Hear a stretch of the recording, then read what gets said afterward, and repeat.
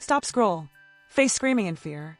What just happened to Park Jimin, and why is the entire world suddenly talking about one number? Welcome back to Jikook Lover, where hidden moments, shocking truths, and the biggest mysteries behind your favorite idols are finally revealed. Purple Heart Fire. Before we go any further, hit like right now, subscribe to the channel, and tell me in the comments, is this just a normal achievement, or something much bigger? Because what you're about to hear isn't just about music. It's not just about records.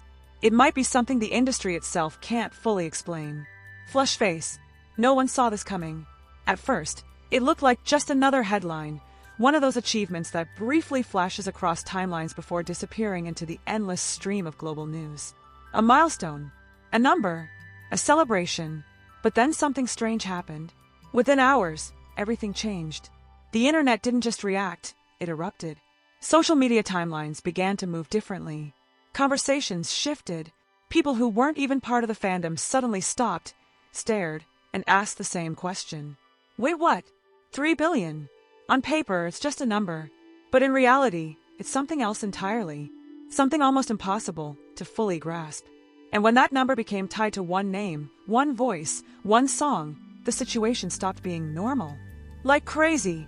A track that, at first, didn't seem destined to rewrite global history. There was no overwhelming noise at the beginning. No massive controversy pushing it into the spotlight. No forced virality. And yet here it is, breaking through boundaries, crossing languages, ignoring borders, reaching a level that forces even the most seasoned observers to pause and reconsider everything they thought they knew about global music. So the question started spreading. Why this song? Why now? And perhaps the most unsettling question of all, how? Because the deeper people looked, the less simple the answers became. Some immediately pointed to the fandom, powerful, organized, unstoppable. And yes, that explanation makes sense, at least on the surface. But as analysts and critics began to dig deeper, something didn't quite add up. This didn't feel manufactured. It didn't feel forced. It felt organic. And that's exactly what made it so difficult to explain. In an era where virality is often engineered, calculated, and strategically deployed, how does something grow this massive without appearing to be pushed? That question began echoing everywhere. Meanwhile, fans around the world weren't just celebrating, they were emotional. Videos flooded the internet. People crying, laughing, screaming, or simply sitting in stunned silence as they tried to process what they were witnessing. Because for many, this wasn't just a record. It was a moment that felt bigger than numbers, bigger than charts, bigger than the industry itself. And yet, even in the middle of celebration, one phrase kept appearing again and again. This feels different. Not louder, not bigger, just different. Music critics started analyzing the structure of the song.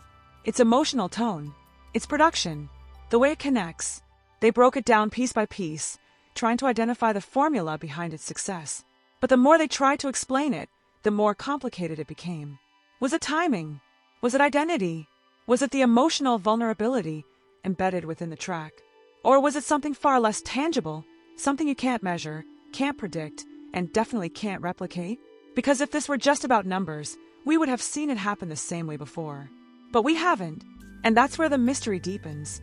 At the center of it all is Jimin, an artist known not just for performance, but for emotion, for expression, for the ability to make people feel something real, something personal, something almost unexplainable.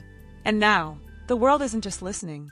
It's watching, closely, trying to understand what exactly they're witnessing. Because this doesn't feel like the peak of something. It feels like the beginning of something else. Industry insiders have quietly started paying attention, not just to the achievement itself, but to what it might mean moving forward. If one song can reach this level under these conditions, what does that say about the future? Are we entering a new era of music consumption? A new type of global influence? Or is this a one-time phenomenon that will never happen the same way again? No one seems to agree. Comparisons have already started. Past records, legendary artists, historic milestones, all being placed side by side in an attempt to make sense of it. But there's a problem. None of them feel exactly like this. Because this moment doesn't follow the same pattern. It doesn't move the same way. And it definitely doesn't feel the same. And maybe that's the point. Because at its core, music has never truly been about numbers.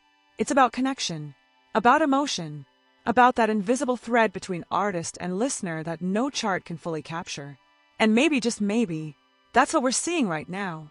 Not just a record being broken, but a connection reaching a scale we've never fully understood before. Still, questions remain. Why did this resonate so deeply? Why did it grow so naturally?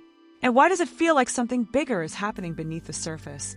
Because when something becomes this massive, this fast, and this emotionally charged, it usually means one thing. We're only seeing part of the story. And the rest might be something we haven't fully uncovered yet. As the world continues to celebrate, analyze, and debate, one thing becomes increasingly clear. This isn't over. Not even close. Because if one song can do this, and just when it seemed like the conversation might begin to slow down, it didn't. Instead, it evolved. What started as celebration gradually transformed into something far more complex. The headlines didn't disappear, they multiplied. Discussions that once revolved around excitement began shifting toward curiosity, and from curiosity into something that almost felt like investigation. Because the more people looked at this moment, the more they realized it didn't behave like a typical global milestone. There was no single trigger moment that caused the explosion. No sudden controversy, no viral scandal, no dramatic turning point that could easily explain the surge. It just kept growing, quietly, steadily, relentlessly.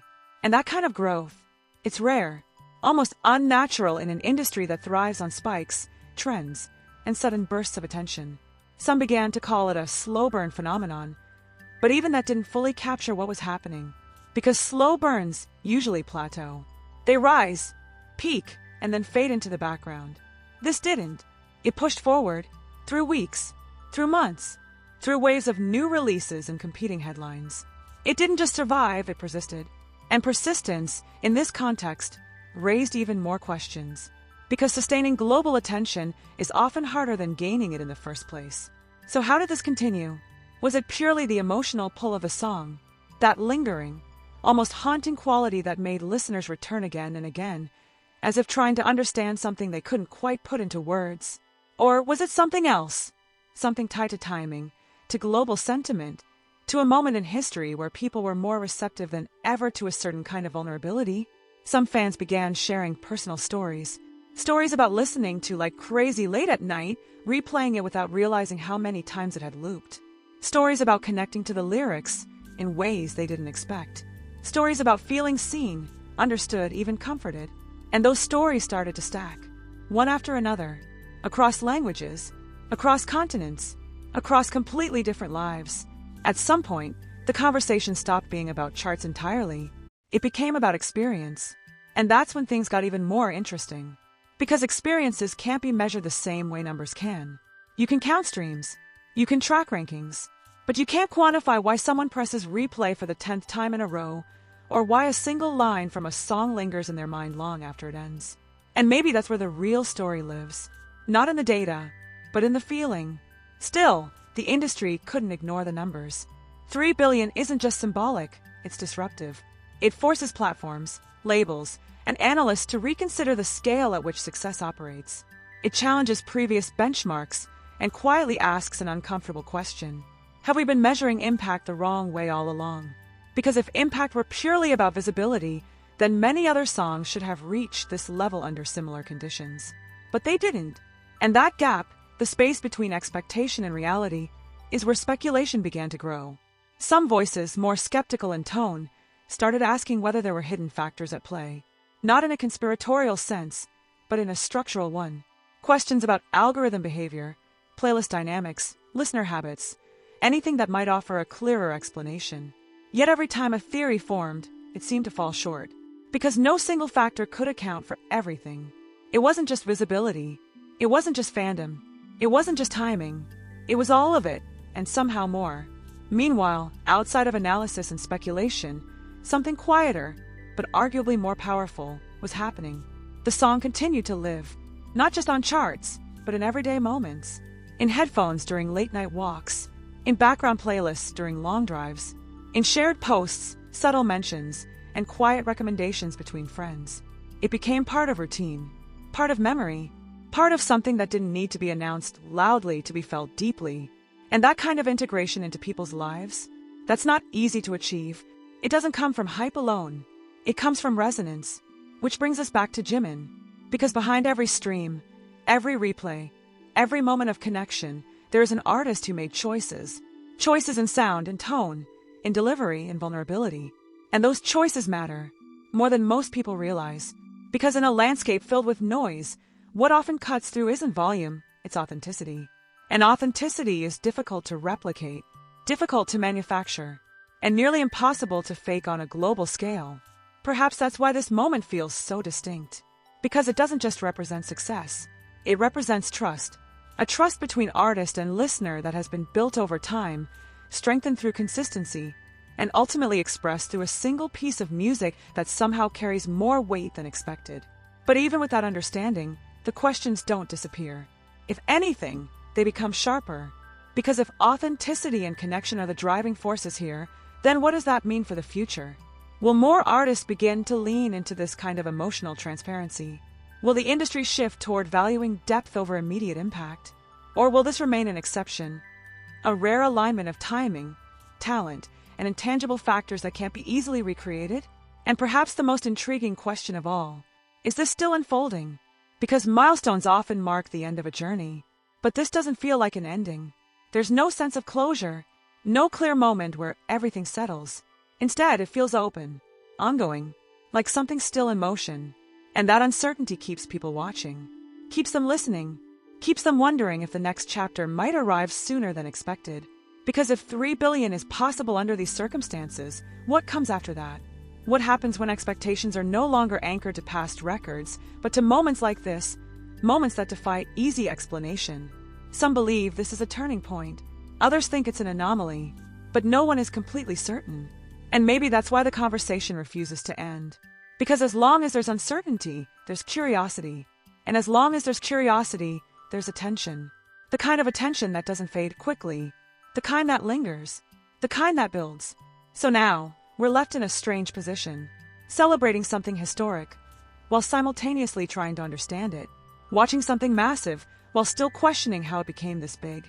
And perhaps most importantly, waiting. Waiting to see whether this was a singular moment in time, or the beginning of a pattern we haven't fully recognized yet. Because if it's the latter, then everything we think we know about global music success might need to be rewritten. And if it's not, then how do we explain something that feels this significant, yet this elusive at the same time? So here's the question that continues to divide fans, analysts, and even casual listeners. Was this truly a natural evolution of an artist reaching their peak? Or are we witnessing the emergence of something far bigger, something that hasn't fully revealed itself yet? Flushed Face Fire,